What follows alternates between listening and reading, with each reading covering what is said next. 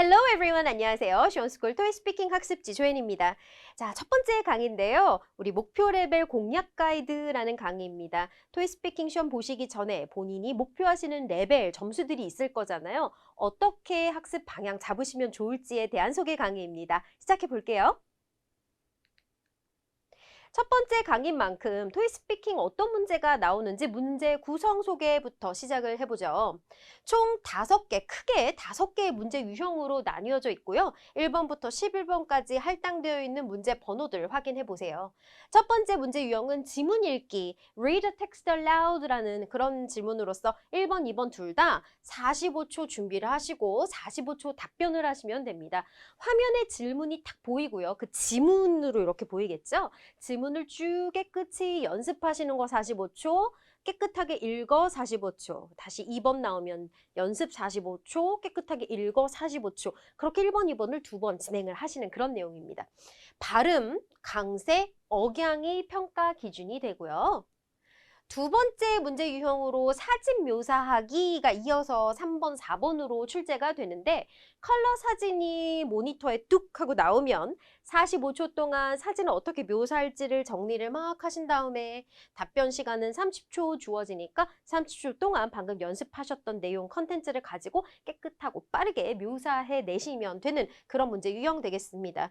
발음, 억양, 강세도 물론 중요하겠지만 여기에 문법적인 요소 틀리지 않는지 또 적합한 어휘를 쓰고 있는지 일관성 맥락 잘 진행되고 있는지까지 조금 더해졌죠? 네, 이렇게 평가 기준이 되겠고요. 그 다음 5번부터 7번까지 3개의 문제 5번, 6번, 7번이 주르륵 하나의 문제 유형에 들어있는 듣고 질문에 답하기. 자, 여기가 조금 어렵게 느껴지실 수 있는 이유는 준비 시간이 너무 짧아요. 준비 시간은 3초 준비를 하고 그 다음 5번 15초 답변, 6번 15초 답변, 7번 30초 답변으로 답변 시간도 사실은 상대적으로 좀 짧습니다. 하지만 생각할 시간 없고 답변 시간도 짧으니까 약간 한순간 버벅버벅버벅 거리셔서 실수를 많이 하실 수 있게 되는 그런 문제 유형 되겠습니다. 내용의 일관성 플러스 완성도, 여기서 말하는 완성도는 주어, 동사, 목적어 뭐 이런 식으로 제대로 된 하나의 문장으로 완성을 해낼 수 있는지를 측정한다. 그렇게 생각해 주시면 되겠네요. 자, 비슷한 맥락으로 8번, 9번, 10번 여기도 세 문제가 주르륵 하나의 유형으로 담겨있는 제공된 정보를 사용하여 질문에 답하기 Respond to questions using information provided 이라는 그런 파트인데 표 형식으로 좀 출제가 돼요. 모니터에 표가 두둥실 하고 뜨면 그 표를 분석할 수 있는 시간 45초 주고요. 표가 끝나면, 표 분석 시간이 끝나면 나레이션이 나옵니다. 안녕, 나 누군데 뭐 이런 표를 잃어버렸어. 혹은 나 그거에 대한 정보가 없어. 표 보고 있는 내가 한번 답변해 줄래? 뭐 이런 식으로 질문이 와가지고 각각 30초씩의 준비 시간을 주면서 질문하고 15초 답변, 9번 15초 답변, 10번 30초 답변 이런 식으로 요 답변 시간은 동일합니다. 근데 여기가 약간 다른 느낌은 여기서부터는 듣기예요. 그죠? 여기 이 부분만 듣기예요. 저기 부분 8, 9, 10번은 질문이 화면에 보이지 않고요. 듣고만 답하셔야 되기 때문에 질문을 듣고 표에서 정보를 찾아가지고 답변을 하시는 요 3단 콤보가 제대로 잘 워킹을 하는지를 측정하는 그런 유형이다 보니까 위에 있는 모든 항목에 약간의 그 듣기 실력 정도가 좀 더 채점 기준에 부합하겠다라는 것까지 설명을 해드리고 마지막 11번은요. 본인 의견을 제시를 하는 그런 내용입니다. Express an opinion이라는 파트인데 준비 시간은 45초예요. 그런데 답변 시간은 무려 60초, 1분 말하기 거든요. 그러니까 우리가 1분 동안 할 말이 뭐 많으면 참 고맙겠지만 할 말이 대부분 별로 없습니다. 그렇기 때문에 이제 미리 사전에 많은 템플릿이나 패턴 같은 것들로 정리를 해가서 많이 쓰시게 될 그런 문제 유형으로 생각해 주시면 되겠고요. 위에는 모든 내용 항목 포함되고 거기다가 이 60초라는 시간이 사실 좀 길기 때문에 얼마큼 많이 말을 할 수 있는지 발화량 부분까지도 측정, 채점 포인트에 들어가겠다. 이렇게 생각해 주시면 간단한 정리가 될 것 같네요. 네, 평가 기준 한 번 더 설명을 해드릴게요. 방금 설명을 해드렸으니까 간단하게만 보자면 그 텍스트 리딩하는 read text aloud는 발음, 억양과 강세 부분을 좀 주의해 주시고요. 그 다음 사진 묘사하는 부분은 여기서 플러스 사진을 묘사할 때 문법을 잘 쓰고 있는지 좀 적합한 vocabulary, 어휘나 표현 등 그리고 내용의 일관성 부분 잘 맥락상 잘 묘사하고 있는지 부분을 조금 더 신경 써 주시라라는 부분. 5번, 6번, 7번은요. 한 사람이 나에게 전화를 해서 어떤 한 가지 주제에 관련해서 쭉 물어보는 것이다 보니까 뭐 예를 들어서 5번에서는 좋다고 얘기를 했다가 6번, 7번에서는 싫다고 잘 안 한다고 얘기했다가 이런 식으로 본인의 말을 이렇게 뒤집기를 하시면 좀 곤란합니다. 내용의 일관성 부분까지도 평가 기준이기 때문에 만약 5번에서 내가 어떤 특정 주제에 대해서 좋아한다, 많이 한다 그렇게 얘기했으면 6번, 7번도 그대로 비슷한 맥락으로 그건 내 취미이기 때문에 좋아하고 많이 하고 자주 하고 이런 식으로 계속 비슷한 완성도까지를 정리를 해주셔야 된다는 거죠. 8번에서 10번까지 8, 9, 10 요 세 가지만 듣기 문제다라고 방금 제가 설명을 드렸잖아요. 듣기 문제이기 때문에 이 모든 부분 플러스 듣기 능력까지 이걸 평가 기준으로 제가 굳이 넣은 이유는요. 사실 ETS에서 평가 기준으로 명시를 하진 않았지만 듣기 능력이 없으면 질문을 못 들으면 답변 자체가 안 되기 때문에 여러분들 스스로의 능력으로 이 부분까지도 평가가 되어진다라고 생각하셔서 연습을 하시라고 일부러 넣어보았습니다. 듣기를 뭐 이미 기존적으로 기본 실력적으로 잘 듣고 계신 분들이라면 뭐 큰 문제가 없겠지만 듣기가 잘 안 되시는 분들이라면 이렇게 사전에 연습을 통해서 충분히 뉘앙스를 캐치를 하실 수 있도록 연습을 할 수 있으니까 이건 문제 없고. 그다음 마지막 11번 쭉 위에 있는 평가 기준 모두 플러스 약간의 발화량까지로 여러분들이 스스로의 평가 기준으로 생각하시면서 학습하시면 좋겠어요. 60초라는 시간이 그리 짧은 시간은 아니기 때문에 말의 양도 매우 중요합니다. 점수별 등급 체계에 대해서 간단하게 좀 소개를 해드릴게요. 이전 토익스피킹 같은 경우에는요, 뭐 레벨 6, 7, 8과 같이 이렇게 뭉뚱그려서 큰 범주의 하나의 레벨로 측정을 한다라고 했다면 이제는 등급이 좀 세분화되었기 때문에 여러분들이 목표하시는 레벨 점수도 조금 더 세분화해서 특화해서 공부를 하실 수가 있거든요. 그 첫 번째 레벨 제가 IM, IH 크게 첫 번째 단계로 요 정도의 레벨을 생각하시는 분들 어떤 문제점이 있고 어떤 식으로 학습 방향 잡아야 되는지 지금부터 제가 소개를 좀 해드릴게요. 우선 이 IM에서 IH 정도의 답변을 하실 수 있는 부분들은 이런 문제점을 갖고 있어요. 마음이 급하고 그러다 보니 막 발음이 좀 뭉개지고 약간 부정확하게 되는 경우들이 있습니다. 문장 끝을 올리거나 확실하게 내려줘야 영어가 좀 이런 운율이라는 게 생기는데 쭉 이렇게 가는 거예요. 너무 그냥 평탄하게 가는 거죠. 그래서 전달력이 좀 떨어질 수가 있어요. 이 토익 스피킹 시험 같은 경우 실제 누구에게 얼굴을 보며 이야기를 하는 것이 아니라 모니터를 보면서 헤드셋을 끼고 그 헤드셋에 붙어있는 마이크로폰에다가 녹음을 한 것을 채점관이 듣고 평가를 하고 점수를 주는 그런 시스템이다 보니까 결국 궁극적으로 녹음을 얼마나 깔끔하고 깨끗하게 잘 해내느냐가 점수와 직결되죠. 그래서 이 부분 전달력에서는 항상 녹음을 얼마나 깔끔하게 해낼 수 있느냐도 중요한 요소다라는 거 잊지 마시고요. 암기 패턴 답변 속도가 빠르고 본인 생각 말할 때는 답변 속도가 느리고 이게 무슨 소리냐면 막 암기를 우리가 해가는 패턴들이 있을 건데 그거 말할 때는 신이 나서 빨리 말하고 근데 본인이 생각해서 말해야 되는 부분은 하면서 천천히 말하고 이게 속도가 조절이 너무 명확하게 확연하게 다르다 이런 부분을 문제로 생각해 볼 수 있죠. 그리고 단순한 질문에는 기본적인 답변이 가능하지만 복잡한 질문을 받았을 때 머뭇거림이 심하다. 또 떠오른 생각이 뒤죽박죽 엉켜서 좀 버벅거리는 경우가 있다. 이게 전반적인 이 IM, IH 레벨 목표로 하시는 분들의 문제점입니다. 자, 그럼 학습 방향은 이런 식으로 한번 잡아보면 어떨까 해요.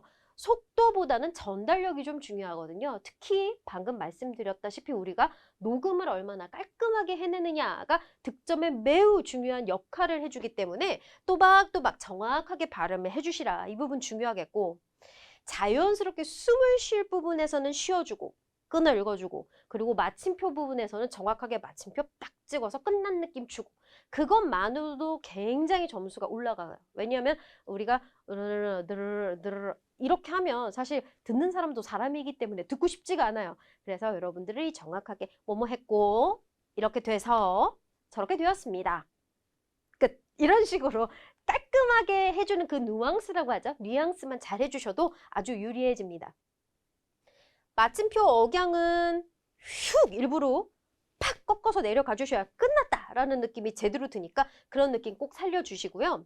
우리가 향후 만능 템플릿, 만능 패턴들을 좀 암기할 거예요. 템플릿은 본론, 말하는 본인들의 그 컨텐츠의 뼈대라고 생각하시면 되겠고 만능 패턴들은 그 뼈대에 붙이는 이런저런 살들이다라고 생각해 주시면 되죠.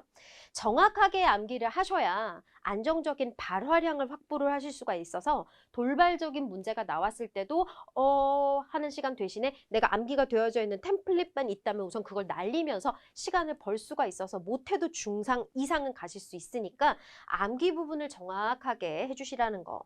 그리고 또 패턴 같은 것들은 제가 아까 살이라고 그렇게 말씀드렸잖아요.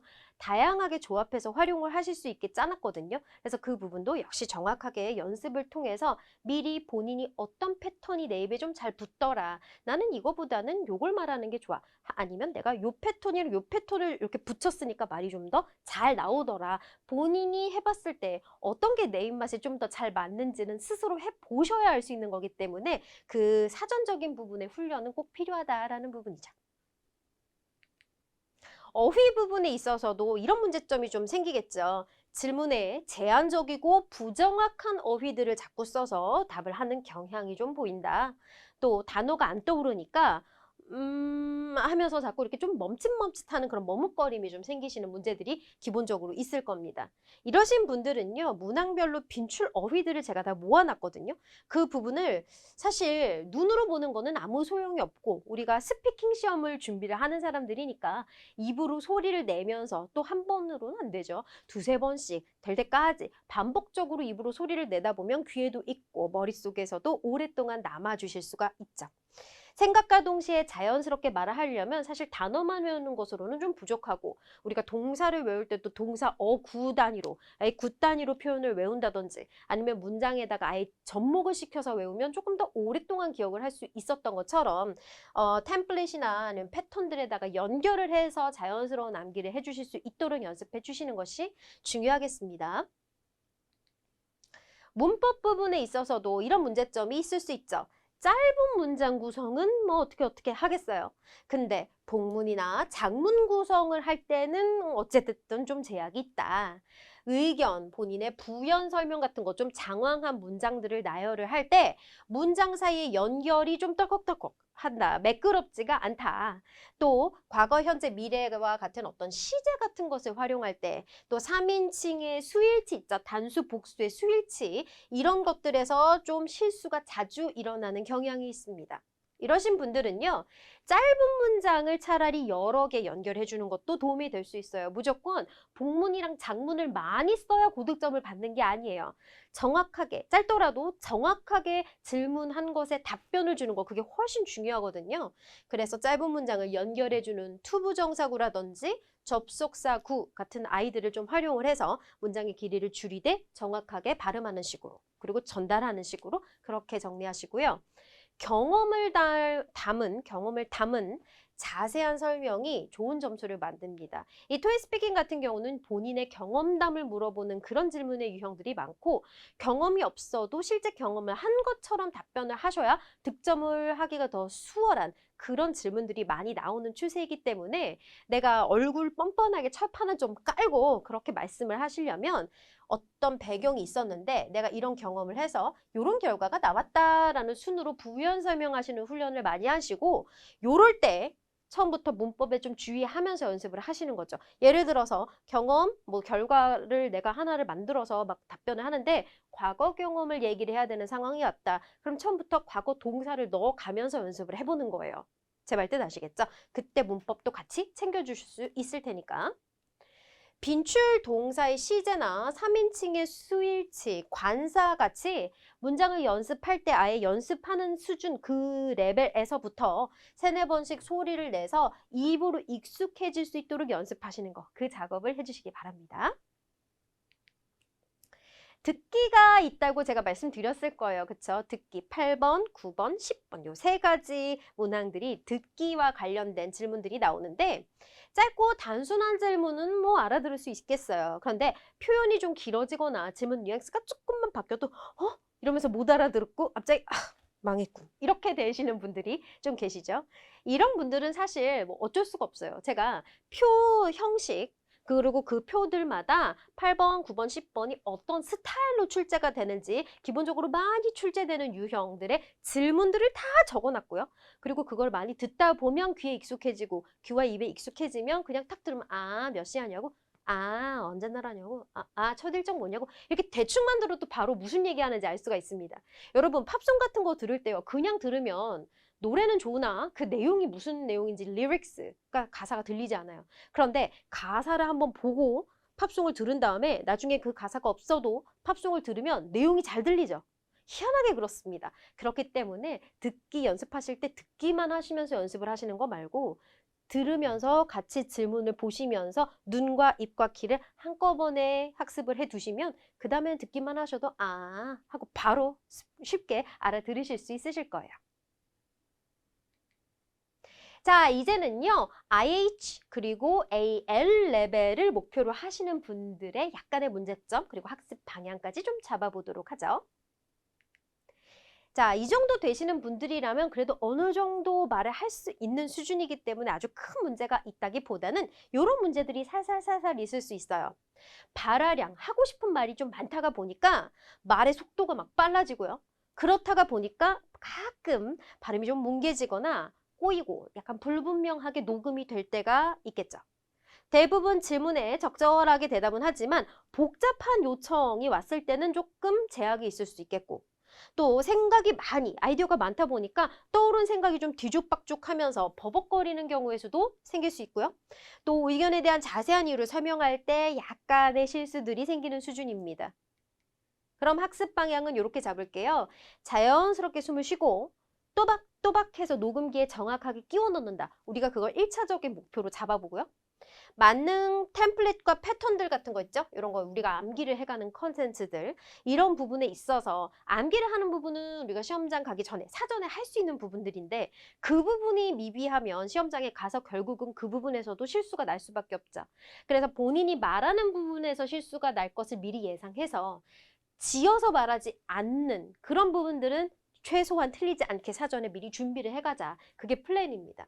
머뭇거림 없이 활용할 수 있도록 사전 준비를 확실하게 해가자. 또 본인의 목표 레벨에 따라서 패턴들을 많이 쓰실 수 있는 분이 계실 거고 나는 패턴은 조금 좀 축약하게 약하게 쓰면서 좀 내 아이디어를 많이 쓰고 내 아이디어에다 패턴 약간 붙여가는 식으로 할래 하시는 분들도 있죠.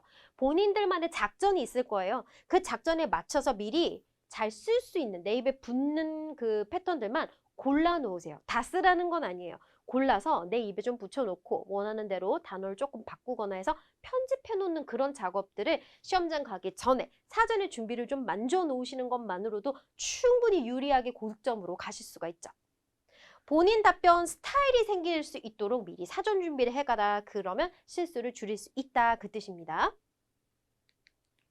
어휘 부분은 좀 한정된 어휘를 쓰시고 적합하지 않은 단어를 쓰는 경향이 있는데 그런 것들은 우리가 사실 외국인이 이 시험을 본다라는 거 ETS에서도 다 알고 있기 때문에 어느 정도 이해를 해줘요. 하지만 완전히 틀린 단어를 쓰시면 안 되기 때문에 빈출 어휘들을 어느 정도 문항별로 입에 좀 붙여가시면서 반복해서 소리 내어서 연습을 해가신다면 큰 문제 없을 거고 만약 어려운 단어를 탁 쓰려고 할 때 그 단어가 급 생각이 안 나거나 그 단어의 용도를 어떤 식으로 다른 품사와 붙여서 써야 되는지를 잘 모르겠다 하실 경우는 쉬운 단어로 쓰셔도 괜찮아요. 비슷한 유의어 혹은 동의어로 다른 걸로 바꿔가지고 활용하시는 그런 스타일도 연습을 해가시면 좀 유연하게 답변하시기가 좋겠죠. 문법 부분은 아주 많이 틀리시지는 않겠지만 가끔 복잡한 문장 구조 같은 거 만들 때 조금씩 오류가 생길 수가 있겠고, 자세한 설명하실 때 문장 사이의 흐름이 조금 끊어지는 느낌들이 있을 수 있어요.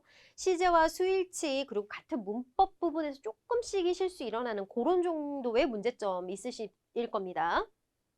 그럴 땐 학습 방향을 이제 복문, 한 문장의 길이를 길게 만드는 것에 너무 노력하시는 것보다는 짧은 문장들을 짧게 짧게 단타로 대신 그걸 부드럽게 잘 연결하는 거에 포커스를 맞춰보는 거예요. 그래서 답변 자체의 양을 늘려가는 식으로 요렇게 가져가도록 하겠습니다. 이게 훨씬 더 좋거든요. 본인이 끊어가면서 생각할 시간도 벌 수 있고 또 훨씬 부드럽게 정확하게 인과관계 스토리텔링 하기에도 쉽기 때문에 요 스타일대로 연습을 해보고요. 또 아까도 말씀드렸지만 어떤 배경이 있는데 내가 요런 경험을 해가지고 요런 결과가 나왔다라는 부연 설명을 할 때 문법주의로 말하기 중에 문법이 틀리면 맞는 문법으로 바로바로 고쳐가면서 가는 그런 약간의 여유. 우리가 영어가 안 되면 안 될수록 여유가 더 없어요. 근데 이렇게 어느 정도는 영어가 되시는 분들이 조금 여유를 가지시기만 하시면 훨씬 중간에 멘붕이 되거나 돌발 문제에서 틀렸을 때 정신을 차리고 그 부분을 고쳐가면서 말할 수 있거든요. 토익 스피킹은 한번 틀렸다고 점수가 깎이는 게 아니라 틀렸어도 그 부분을 고쳐갖고 다시 말하면 득점입니다. 우리가 한국말 할 때도 말하다가 조금 틀리면 그 부분 고쳐서 말하면 되잖아요. 그죠? 근데 틀렸는데 그냥 슉 가버리면 그게 문제인 거죠. 그래서 여기서도 고쳐가면서 답변하시면 됩니다. 듣기 부분 잘 안 들리실 수 있어요. 어느 정도는 들을 수 있는데 생소한 표현이나 뉘앙스를 조금 바꿔놓으면 이렇게 되는 케이스들이 생길 수가 있어서 이것도 마찬가지 표 유형별로 빈출 질문들 제가 아까 다 골라놨다 했었죠. 그래서 입으로, 눈으로 보시면서 아, 요런 질문이 내 귀에 시험장 가면 들리겠구나. 그 질문을 원어민이 어떻게 읽는지를 귀로 익히면서 입으로 같이 따라 하시면서 나중에 질문이 눈에 보이지 않고 귀로만 들었을 때도 한 키에 이해할 수 있도록 그 작업들 열심히 연습해 주시고 연음 같은 부분들 음원을 들으면서 익숙해지시면 잘 들으실 수 있을 겁니다. 자, 이제 마지막 AL 그리고 AH 레벨입니다. 이 정도 레벨은요, 거의 굉장히 이제 영어를 좀 잘하시고 또 거의 만점을 바라보면서 공부를 하시게 되는 그런 레벨 목표인데 어떤 문제점 있고 학습 방향 어떻게 잡을지 팁을 좀 드릴게요. 자, 이분들은 이미 고득점을 목표하시는 분들이기 때문에 문제점이 그렇게 많지는 않으실 거고 그냥 가끔 문장 구조나 문법 그리고 내용적인 측면에서의 약간한 짜잘한 실수 정도입니다. 본인의 아이디어를 자연스럽게 맞는 패턴이나 템플릿에다가 접목시킬 수 있도록 그런 쓰는 훈련을 사전에 좀 많이 하시는 게 중요해요. 이런 분들은 이미 본인이 어느 정도 말을 할 수 있는 분들이기 때문에 패턴 같은 거 필요 없으실 수도 있습니다. 그래도 우리는 늘 비빌 언덕이 있어야 오르막이 편하기 때문에 본인에게 트램폴린이 될 수 있는 패턴들을 어느 정도 입에 붙여놨다가 도움닫기로 뿅 하고 올라갈 수 있는 그런 도움닫기 역할로 패턴을 몇 개 탁탁탁 넣어서 활용하실 수 있어야 되겠죠. 그러려면 사전에 미리 입으로 연습을 많이 해두셔야 될 거고요. 그리고 질문에 부합하는 답변을 하시는데 많이 노력을 하셔야 돼요. 우리 가끔 그런 말 들어보죠. 삼천포로 빠진다 이런 말 들어보신 적 있습니까? 그죠?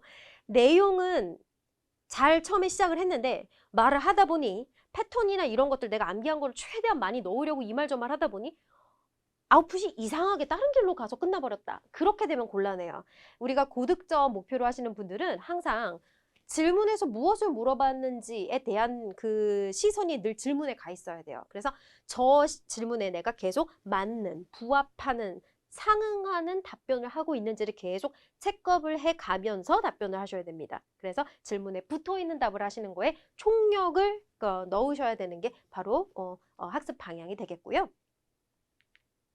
어휘 같은 경우도 뭐 잘 쓰시겠지만 가끔 부정확한 어휘를 쓴다거나 굉장히 이제 영어적 지식이 있기 때문에 고급 어휘를 쓰시는 경우들도 있는데 맥락에 맞지 않아서 원어민이 채점관이 들었을 때 어? 약간 이렇게 되는 경우들이 있을 수 있어요.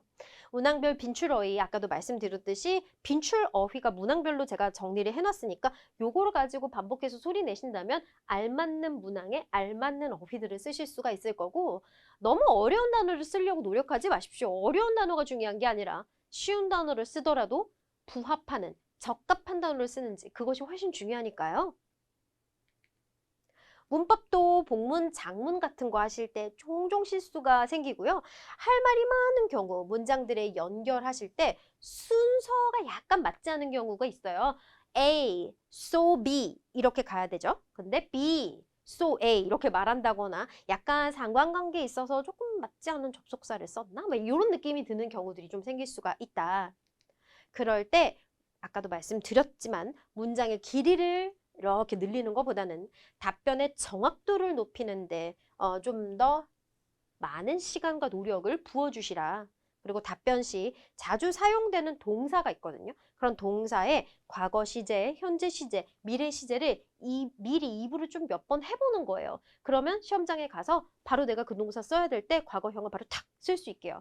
I go to 이것만 하신 분들은 I went to가 바로 되기 쉽지 않거든요. 근데 몇 번만 미리 집에서 해보신 분들이라면 시험장 가셔서도 I went to 무슨 무슨 뭘 이렇게 바로 나갈 수가 있단 말이에요. 그러니까 그런 차이입니다. 반복 훈련이 돼 있느냐 안 됐느냐 그 차이예요. 생각의 흐름을 논리적으로 자연스럽게 연결하는 사전 훈련도 중요하겠군요. 듣기.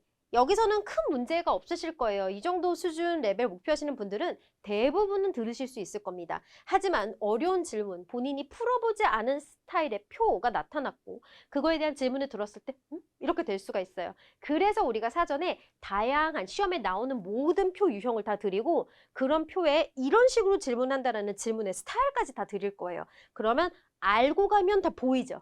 그리고 다 들려요. 모르니까 안 보이고 안 들리는 거예요. 그래서 알 수 있도록 거의 다 드릴 겁니다. 그래서 모든 표를 섭렵하신다면 이거는 크게 문제가 되진 않을 거예요. 자, 이제 마지막 페이지인데요. 우리 토익스피킹 학습지로 공부를 하실 때 각 문제 유형별로 시간을 얼마나 할애해야 되는지 좀 궁금하신 분들을 위해서 제가 도표로 학습량 정리를 좀 해봤어요. 우리 크게 5가지 문제 유형들로 나뉘어져 있잖아요.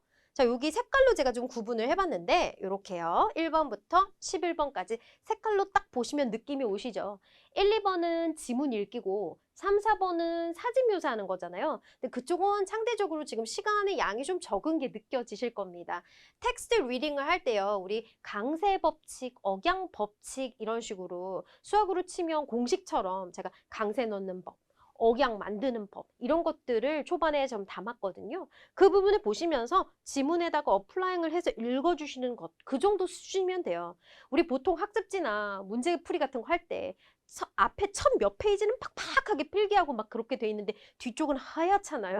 그런 경험 있으시죠? 그렇게 되지 않을 수 있게 처음에 너무 진 많이 빼지 마세요. 그냥 그렇게 법칙들 보시면서 아 이런 게 있었구나. 질문 그리고 지문에다가 어플라잉 해보는 그런 수준이면 됩니다. 자, 그 다음에 여기 사진 묘사하실 때 컬러 사진 드리고 묘사하는 스타일 2, 3인일 때 클로즈업 사진일 때는 하나하나 꼼꼼히 묘사하고 확 퍼진 야외 사진 이럴 때 사람들 너무 많고 컨텐츠가 너무 많아. 그럴 때는 그룹 지어서 연습한다. 이런 묘사를 할 때 필요한 전략들을 알려드릴 거예요. 그 전략을 먼저 캐치를 하시고 사진 유형별로 꼭 암기해야 되는 동사어구 그런 것들 좀 암기하시고 그 다음에 다양한 사진에다가 붙여가면서 연습해보는 수준으로 한 15% 정도로 할애하신다. 자, 그 다음에 5번, 6번, 7번 여기서부터 이제 공부량이 좀 많아집니다. 25% 정도 잡으시면 되겠고 더 넣으실 분들은 더 넣어서 공부를 하셔도 좋아요. 5번, 6번, 7번이 아무래도 준비 시간도 짧은 데다가 그리고 답변 시간도 짧아서 뭔가 생각을 하고 답을 하기에는 시간이 없어요. 그렇기 때문에 우리가 미리 비빌 언덕을 만들어 가는 거 아닙니까? 맞는 템플릿, 맞는 패턴들을 암기를 하신 다음에 그 한 걸 가지고 답변에다가 팍팍 넣는 그런 실전 감각 훈련도 하셔야 돼서 여기 시간을 좀 많이 할애해 주셔야 되고요. 그 다음 8번, 9번, 10번 요거는 듣기 파트죠. 8, 9, 10 다 표를 보고 그 표를 분석한 다음에 그 다음 8번, 9번, 10번을 듣고 대답을 하는 건데 그런 약간의 스타일적인 요소 때문에 익숙하지 않으면 많이 틀리실 수 있어요. 듣기가 기존에 잘 되고 계신 분들은 20%보다 적게 공부하시면 되겠죠. 근데 듣기가 잘 안 되시는 분들은 듣는 것부터 시작을 하셔야 되기 때문에 질문 스타일 파악하고 그리고 질문이 이렇게 나오면 원어민이 이렇게 읽는구나. 그러면 내 귀는 이렇게 들려서 내가 이렇게 대답하면 되겠구나. 까지를 하나하나 만지시려면 요 정도 시간은 할애가 되어줘야 된다라는 거 참고해 주세요. 자, 그 다음 11번입니다. 35%. 여기 왜 이렇게 숫자 많이 넣었는지 좀 느낌이 오시죠? 1분 말하기였잖아요. 1분 말하기는 서론, 본론, 결론으로 우리가 이루어져서 이 서론이랑 결론은 그냥 문제를 그대로 복붙해서 쓴다 쳐도 본론은 아무리 못해도 한 40초 정도 말씀을 하셔야 되는데 그 발화량을 준비하기 위해서는 나는 어떤 사람인데 요런저런 거를 해본 경험이 있어서 이렇게 좋았고 저렇게 좋았고 그래서 나 이거 동의합니다. 아니면 그래서 나 이거 찬성하지 않아요. 이런 식으로 본인이 약간 논리적으로 답을 할 때 체계성이 필요하고 그 체계를 만드는 작업들이 시간이 좀 걸리거든요. 그래서 35%를 제가 두었습니다. 다양한 기출문제에 붙여서 연습하는 시간까지로 정리해 주시면 되니까 요 도표를 보시면서 그대로 공부하셔도 좋고 본인의 실력 그리고 레벨에 맞춰서 조금씩 편집해서 딱 정리를 하나 해주시고 인쇄를 하나 딱 해가지고 방에다 딱 붙여놓고 빠르게 해서 끝내보실 수 있도록 요 도표까지 같이 참고해 주시면 좋겠네요. 자, 첫 강 이렇게 해서 제가 마무리를 해볼 거예요. 본인의 레벨을 지정하셨으면 그거에 맞춰서 학습 방향도 잡아보셨을 테니 2화부터는 제대로 공부 한번 해보자고요. 자, 다시 한번 잘 정리해 보시고 우린 다음 강에서 만나요. 바이바이.